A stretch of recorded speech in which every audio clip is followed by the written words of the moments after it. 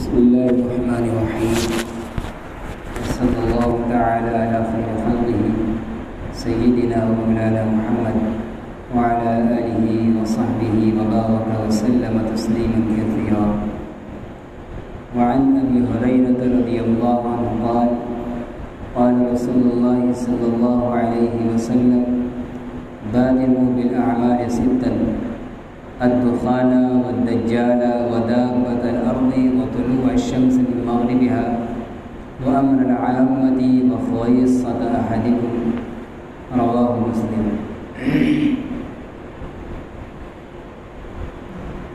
یہ قیامت کی علامتوں کا بیان چل رہا ہے. من جملہ علامت قیامت کے یہ حدیث ہے جو حضرت ابو ہریرہ رضی اللہ تعالیٰ عنہ سے نقل کی گئی ہے، جس میں آپ صلی اللہ علیہ وسلم نے 6 علامتوں کا تذکرہ کیا ہے اور ان علامتوں کے ظاہر ہو جانے سے پہلے نیک اعمال میں جلدی کرنے کی طرف ابھارا ہے، ترغیب دی ہے. چنانچہ فرماتے ہیں حضرت ابو ہریرہ رضی اللہ تعالیٰ عنہ کہ رسول اللہ صلی اللہ علیہ وسلم نے ارشاد فرمایا: بادروا بالاعمال ستا، 6 چیزوں کے ظاہر ہونے سے پہلے اعمال میں جلدی کر لو، ورنہ کہیں وہ 6 یا ان میں سے کوئی ایک میں انسان مبتلا ہو گیا، اس کا سامنا کرنا پڑ گیا تو اس کے ہولناکی اور سنگینی کی وجہ سے اب نیک اعمال کی طرف توجہ بھی نہیں جائے گی، آدمی چاہ کر بھی نہیں کر پائے گا. اور بعض علامتیں ایسی ہیں کہ ان کے ظاہر ہونے کے بعد نیک اعمال کرنا کوئی فائدہ بھی نہیں دے گا. اس لیے جب تک ان 6 اعمال، ان 6 نشانیوں کا ظہور نہیں ہو رہا ہے، اس سے پہلے جہاں تک ہو سکے کثرت سے نیک اعمال کرنے میں جلدی کر. وہ 6 چیز کیا ہیں؟ پہلی چیز الدخان، دھواں، جس کا تذکرہ پچھلی حدیث کے اندر پچھلے ہفتے کے اندر آیا تھا. قیامت اس وقت تک قائم نہیں ہو سکتی جب تک کہ تم دھواں دیکھو گے. پوری فضا کے اندر گھٹاڈوب دھواں آ جائے گا، چھا جائے گا، جس سے کامل ایمان والوں کو بس اتنی تکلیف محسوس ہوگی جیسے نزلہ اور سر بھاری ہونا کی جو کیفیت ہوتی ہے. اور ایمان جو کافر ہوں گے وہ اس سے بہت زیادہ تکلیف محسوس کریں گے، یہاں تک کہ بے ہوش ہو جایا کریں گے. تو یہ ایک نشانی کا پھر اس حدیث کے اندر بھی ذکر کر رہے ہیں کہ یہ قیامت کی بڑی نشانی ہے. یہ وہ نشانیاں ہیں جن کے ظہور ہونے کے بعد اب قیامت کا وجود انتہائی قریب ہے. اس لیے یہ دن دیکھنے سے پہلے نیک اعمال کرو، اس کا انتظار نہ کرو، ورنہ جب یہ کیفیت ہو جائے گی، ایسا دھواں چھا جائے گا جس میں لوگ اذیت اور تکلیف کے اندر مبتلا ہوں گے، بدعمل اور کافر بے ہوش تک ہو جائیں گے، تو پھر کہاں نیک اعمال کر پائیں گے. اس لیے جب تک یہ کیفیت نہیں ہے، اللہ کا انعام سمجھتے ہوئے نیک اعمال کثرت سے کر لیا جائے. والدجال، اور دجال کے خروج سے پہلے نیک اعمال کرو. یہ وہ فتنہ ہے جس کے نکلنے کے بعد بھی ابھی انسان نیک اعمال کرے گا تو اس کو نفع دے گا، لیکن اتنا ہولناک فتنہ ہوگا اور اتنا بھیانک فتنہ ہوگا کہ ہو سکتا ہے کہ اسی میں آدمی پھنس جائے، بھٹک جائے، یا ایسے اس کی سنگینی اور ہولناکی ہو کہ بس ہائے مچی ہو، بھاگ مچی ہو، جس کی بنا پر سکون و اطمینان حاصل نہ ہو سکے. دجال جو پورے عالم کے اندر تہلکہ مچائے گا، فساد مچائے گا. فساد اور جدال وغیرہ کے وقت کہاں انسان سکون ہو پاتی ہے. بہت سی نارمل حالات میں کرنے والی چیز بھی ہنگامی حالات میں چھوٹ جاتی ہے. یہ دجال کا خروج بھی ایک بڑی بحران کی اور ہنگامی حالت ہوگی. جو کامل ایمان والے ہوں گے وہ ٹھیک ہے، ان کا انکار کریں گے، لیکن ایسا اس ہولناکی کا منظر ہوگا، پھر اس سے قتال کرنا ہوگا، لڑنا ہوگا، اور نہ معلوم کیسی آزمائشوں کا دور آئے گا، تو آدمی اتنا نیک اعمال شاید نہ کر پائے. اس لیے جب تک دجال کا خروج اور اس کا نکلنا نہیں ہو رہا ہے نیک اعمال میں جلدی کی جائے۔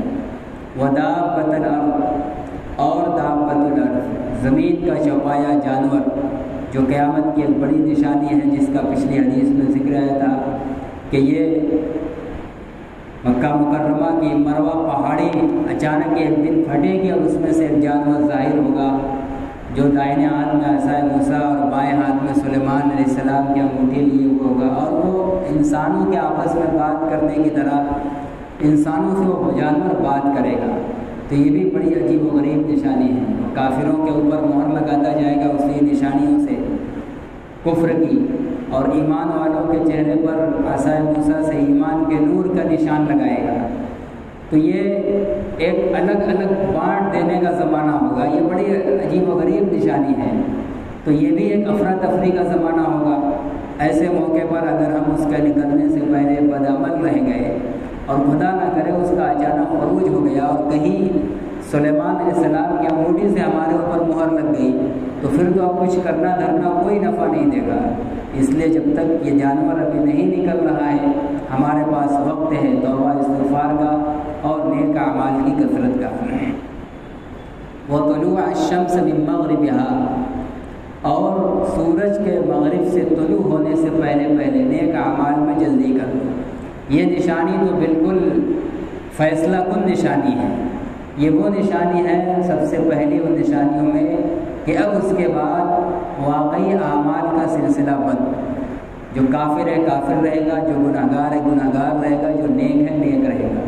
اب کوئی گناہ گار مسلمان توبہ کرے گا تو اس کی توبہ قبول نہیں کی جائے گی، کوئی کافر ایمان لائے گا تو اس کا ایمان قبول نہیں کیا جائے گا۔ اس لیے کہ یہ نشانیاں بالکل اب قیامت کے وجود میں آنے سے چند لمحہ کچھ دن پہلے کی ہیں، بہت قریب ہے اس کے بعد اب قیامت کا قائم ہونا۔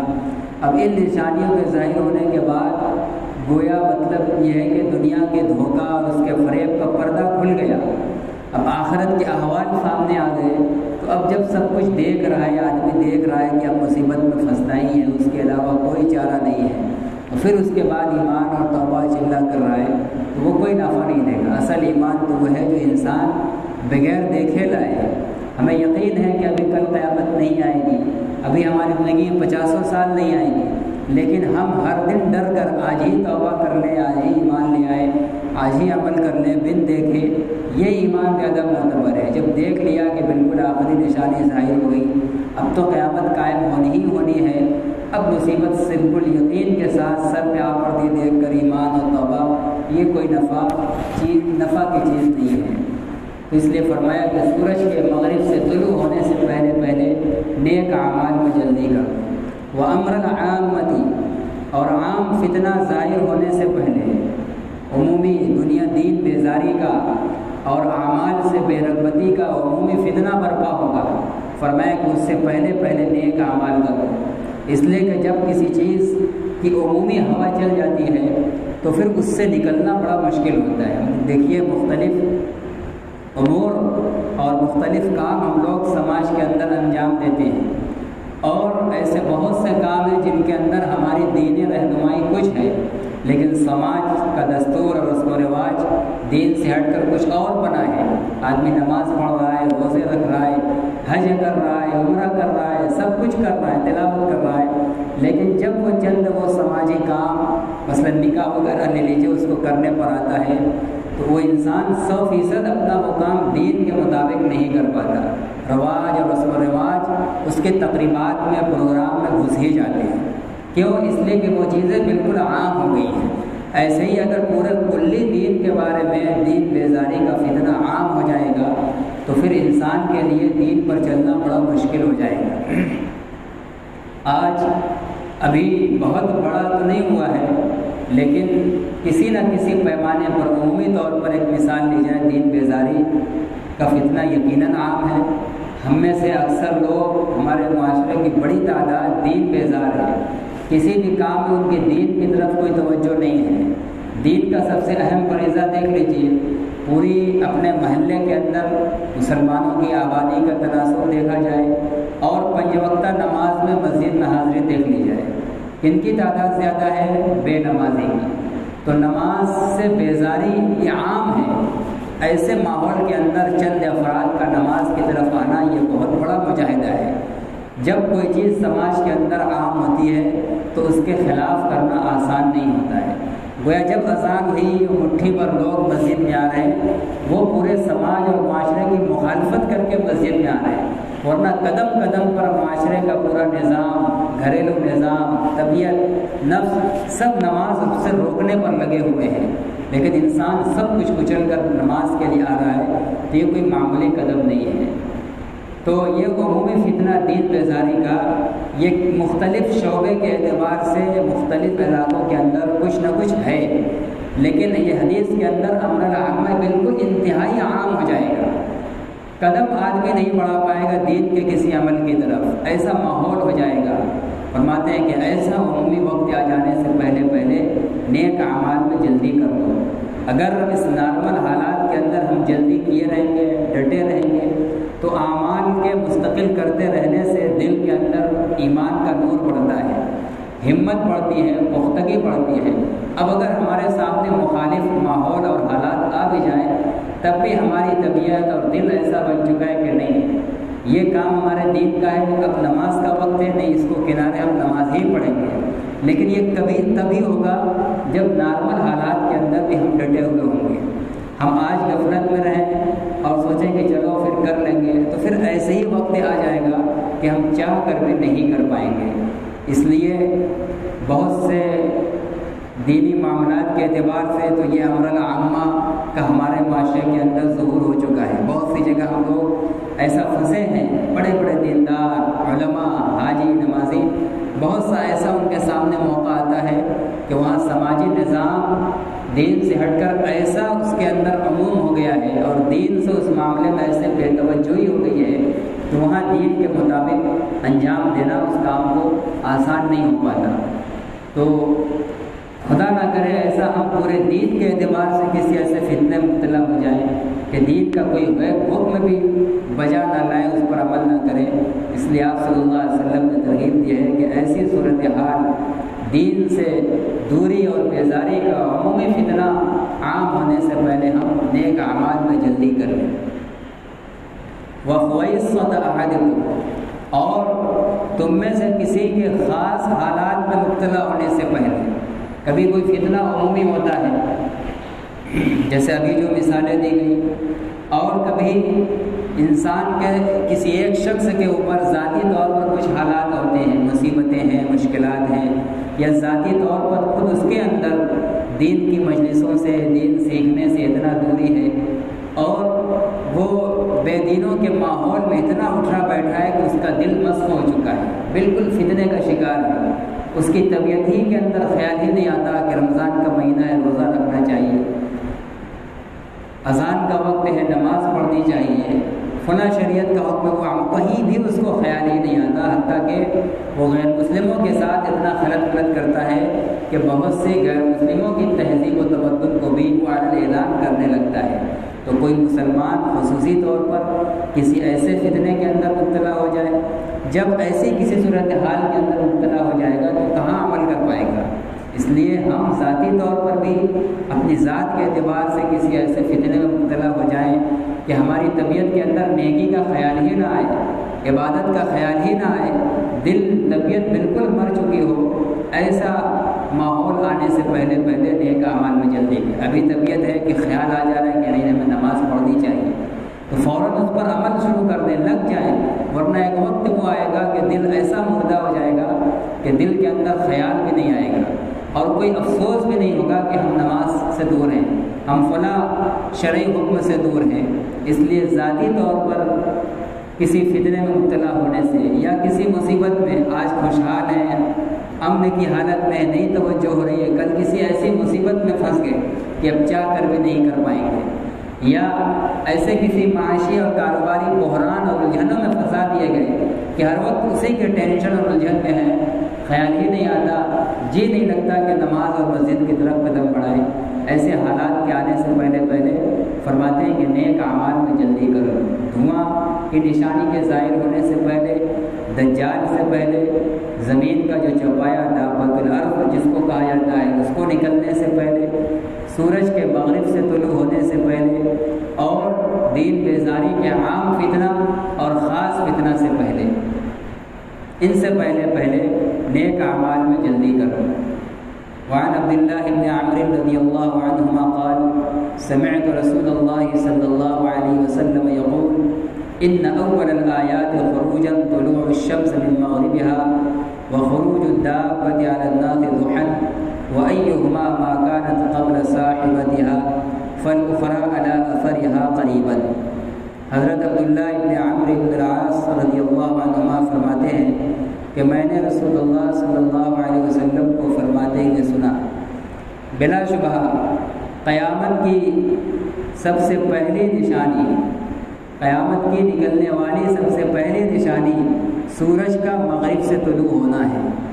قیامت کی نشانیاں دو طرح کی ہیں، ایک وہ نشانی جو قیامت کے قریب ہونے کو بتلاتی ہے، یعنی جس سے یہ پتہ چلے گا کہ اب قیامت بالکل قریب ہے، جیسے ابھی اوپر حدیث میں بہت سی نشانیاں گزری ہیں، پہلے کئی ہفتوں سے یہ آ چکا ہے بہت سی نشانیوں کا ذکر، ان میں زیادہ تر ابھی وہ نشانیاں ہیں جن سے یہ پتہ چلتا ہے کہ اب قیامت کے آنے کا وقت قریب ہے۔ اسی طرح قیامت کی دوسری کچھ وہ نشانیاں ہیں جو یہ بتلاتی ہیں کہ بس اب فوراً قیامت کا وجود ہونے والا ہے، ایک قیامت کے نزدیک ہونے کو بتلاتی ہیں اور ایک قیامت کے وجود کو بتلاتی ہیں۔ تو یہ سورج کا مغرب سے نکلنا یہ قیامت کے قریب ہونے کی نشانی نہیں ہے، یہ قیامت کے وجود کو بتلانے کی نشانی ہے۔ سورج کے مغرب سے طلوع ہونے کے بعد اب دنیا زیادہ دن نہیں چلے گی، بس جلد ہی قیامت کا قریب وجود ہو جائے گا، تاش ناز دنیا ہو جائے گی۔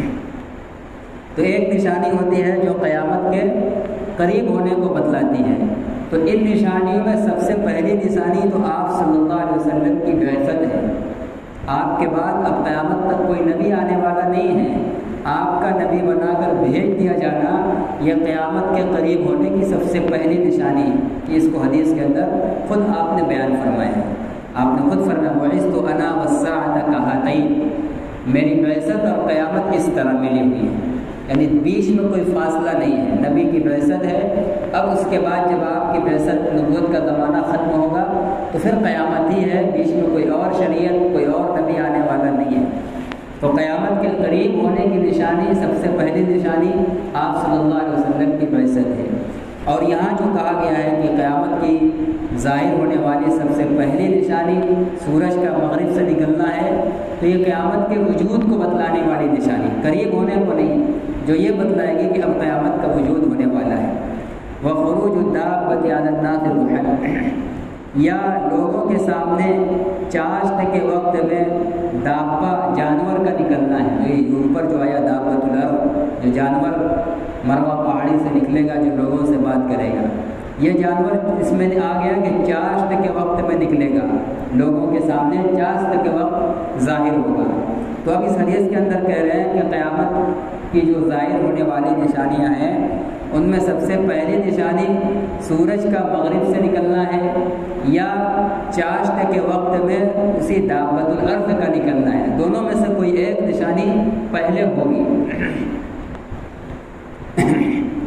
وَأَيُّهُمَا مَا كَانَ، آگے فرما رہے اللہ کے نبی صلی اللہ علیہ وسلم کہ دونوں میں سے جو بھی اپنے دوسری سے پہلے ہو، ان دونوں نشانیوں میں سے جو بھی دوسری سے پہلے ہو، چاہے سورج مغرب سے پہلے طلوع ہو جائے، چاہے پہلے وہ پہاڑی سے جانور نکل جائے، دونوں میں سے جو بھی پہلے نکلے گا فَالْأُخْرَىٰ عَلَىٰ أَثَرِهَا قَرِيبًا، تو دوسری اس کے پیچھے قریب ہی ہوگی۔ اگر سورج مغرب سے پہلے طلوع ہو گیا تو دابۃ الارض اب کوئی زیادہ زمانہ نہیں رہا، بس فوراً جلد ہی وہ جانور بھی پہاڑی سے نکل جائے گا۔ اگر وہ جانور پہلے نکلا تو سورج مغرب سے جلد ہی طلوع ہو جائے گا، دونوں میں کوئی وقفہ نہیں ہے۔ یہ آپ صلی اللہ علیہ وسلم نے اس طرح بیان فرمایا۔ علماء نے لکھا ہے کہ وحی کے ذریعے شاید آپ کو تعین کے طور پر بتلایا نہیں گیا ہے، متعین کر کے بتلایا نہیں گیا ہے کہ پہلے سورج مغرب سے طلوع ہوگا یا پہلے جانور نکلے گا، اس لیے آپ نے مبہم ذکر کیا ہے کہ پہلے یہ نکلے گا یا یہ نکلے گا، لیکن دونوں میں سے جو بھی نکلے گا پہلے دوسرا دوسرے کے آنے میں دیر نہیں ہوگی، وہ بھی فوراً آ جائے گا۔ وعن ابی ہریرہ رضی اللہ عنہ قال قال رسول اللہ صلی اللہ علیہ وسلم ثلاث اذا خرجنا لا ينفع نفسا ایمانها لم تكن آمنت من قبل او كسبت في ایمانها خیرا، طلوع الشمس من مغربها والدجال ودابۃ الارض۔ رسول اللہ صلی اللہ علیہ وسلم فرماتے ہیں کہ 3 نشانیاں ایسی ہیں کہ جب وہ نکل جائیں گی، جب وہ 3 نشانیاں ظاہر ہو جائیں گی تو کسی ایسے انسان کو اس کا ایمان نفع نہیں دے گا جو ان سے پہلے ایمان نہ لایا ہو۔ یہ قرآن کی آیت ہے، لا ينفع نفسا ایمانها لم تكن آمنت من قبل۔ ان 3 نشانیوں کے ظاہر ہونے سے پہلے جو انسان ایمان نہیں لایا ہے، اب ان کے ظاہر ہونے کے بعد اس کا ایمان لانا اس کو نفع نہیں دے گا۔ یہ نہیں اللہ کے مومن نہیں شمار کر لیا، مان لیا جائے گا، وہ کافر ہی رہے گا۔ او کسبت فی ایمانها خیرا، یا کسی انسان نے ایمان کی حالت میں کوئی بھلائی کر دی، مسلمان تھا لیکن کوئی نیکی نہیں کر رہا تھا، اب دیکھا کہ سورج مغرب سے طلوع ہو گیا، یا اور جو آگے 3 نشانیاں بیان کی گئی اس میں سے کوئی نشانی ظاہر ہو گئی، اب کوئی مسلمان نیکی کرنے لگا، توبہ کر لیا تو اس کا عمل اس کو کام نہیں دے گا، توبہ اس کی قبول نہیں ہوگی۔ وہ جو پہلے جس حال میں تھا، گناہ کی زندگی اور نافرمانی کی زندگی، اسی حال میں اٹھایا جائے گا۔ طے کریں گے 3 نشانیاں ایسی ہیں کہ جب وہ ظاہر ہو جائیں گی تو کسی ایسے انسان کو جو اب تک اس سے پہلے ایمان نہیں لایا ہے، ان نشانیوں کے بعد ان کا ایمان لانا مفید نہیں ہوگا۔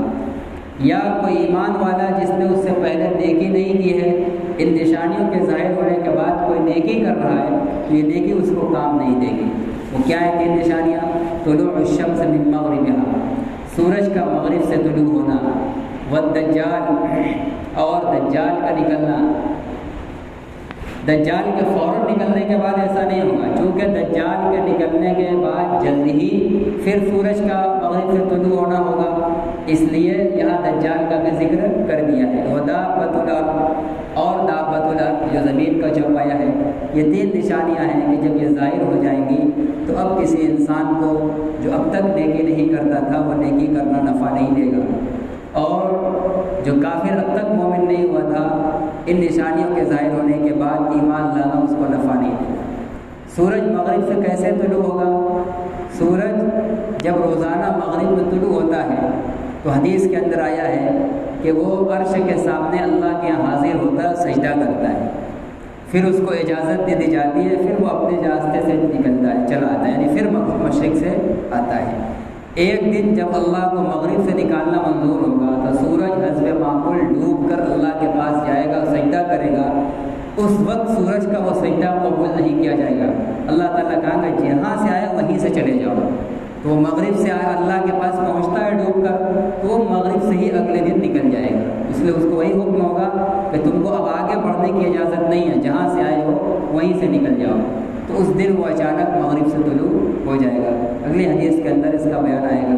اللہ تعالیٰ ہم تمام لوگوں کو ان نشانیوں سے پہلے اپنے اپنے اعمال کی فکر کرنے اور نیک اعمال میں لگنے کی توفیق عطا فرمائے۔